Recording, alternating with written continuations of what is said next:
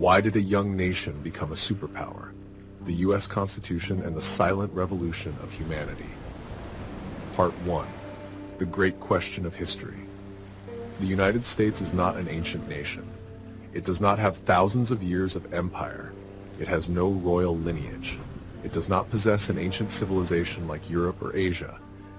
Even in its early days of independence, America was a poor, divided, and chaotic society, consisting of 13 small states with different interests, a weak economy, an inexperienced army, and a completely uncertain future.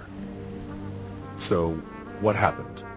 Why, just over 2 centuries later, did this young nation become one of the world's leading superpowers, exerting profound influence over the global economy, science, military affairs, and ideology? The most commonly cited answer, and also the one that has endured over time, is the United States Constitution. But what is strange is this. The American founders did not write the Constitution to create a superpower. They wrote it to address a very modest, but also very dangerous question. How can human beings live freely without being oppressed by government? That seemingly small question changed the course of world history. Part 2. A constitution that did not begin with power.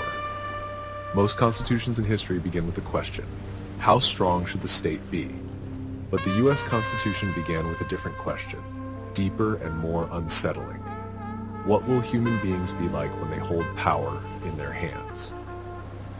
James Madison, the chief architect of the Constitution's ideas, understood a cold truth.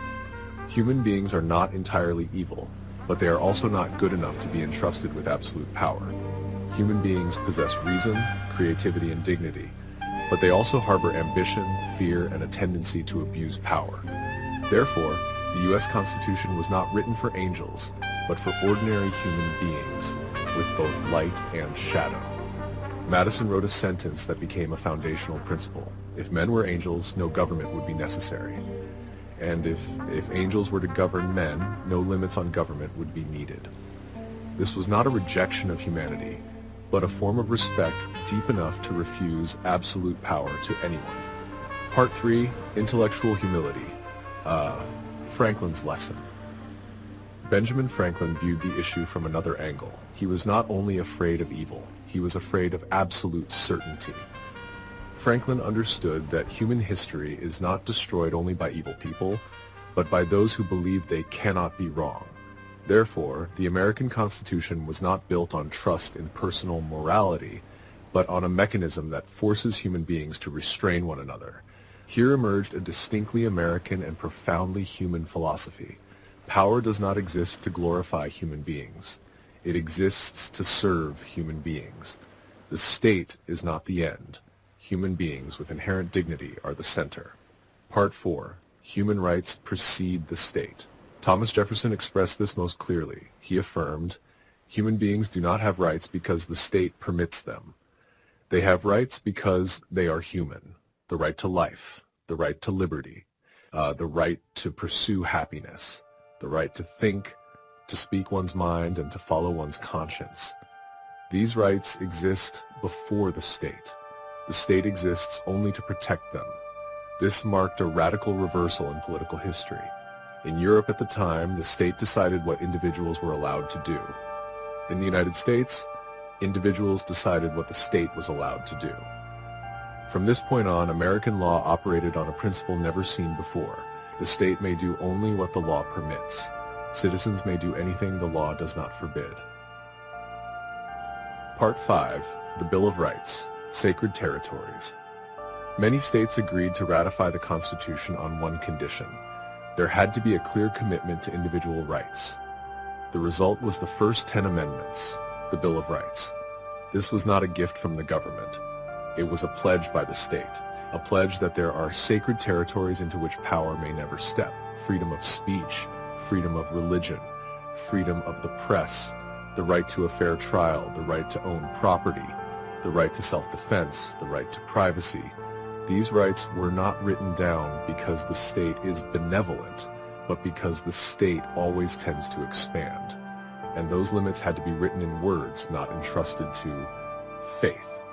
Part 6. Separation of powers, using ambition to check ambition. Once individual rights were established, the next question arose: how can power be strong enough to maintain order, yet never strong enough to dominate human beings? The answer was separation of powers. James Madison stated, "Ambition must be made to counteract ambition." 3 branches of power were created. Legislative makes the laws, executive enforces the laws, judicial interprets the laws. No branch stands above the others. Each serves as a counterweight to the remaining 2. This system does not aim for efficiency, but for safety for freedom. A government that is easy to operate is often easy to turn authoritarian. A complex system may be slow, but it is hard to abuse. Part 7. Federalism. Strength from diversity. 13 states, 13 identities, 13 sets of interests. If the central government is too strong, the states lose freedom. If the states are too strong, the nation disintegrates. The solution was the federal system. The federal government handles defense, foreign affairs, and currency. The states manage education, criminal law, and social governance. The Constitution is supreme, not the central government. As a result, America does not force uniformity. It turns differences into engines of creativity. Each state is a policy laboratory. If it fails, the damage is limited. If it succeeds, it is expanded nationwide. Part 8. The rule of law. Law above all. Finally, the decisive question: what keeps all power from exceeding its limits? The answer is the rule of law. No one stands above the law. Not the president, not Congress, not the courts. George Washington proved this when he voluntarily relinquished power after 2 terms, even though he could have remained. Law, not individuals, is the sole ruler. Part 9. A constitution that can correct itself. The U.S. Constitution is not immutable. Amendments, controlled revision. The Supreme Court, interpretation through time. Elections, changing leadership without violence. Freedom of dissent, early detection of error. The founders did not believe in perfect human beings. They believed in a system humble enough to correct itself. Conclusion: the great paradox. The United States Constitution was not written to create a superpower. It was written to protect freedom, dignity, the right to be human. Yet, by placing human beings at the center, it unintentionally created a powerful nation. That strength did not come from ambitions of domination, but from a society in which people are not afraid of power. And that is why a constitution written to limit power became the foundation of one of the strongest nations in history. Thank you for taking the time to watch this video. If you find it useful, don't forget to leave a comment and watch more videos on the channel to support us. Goodbye, and see you again in future videos.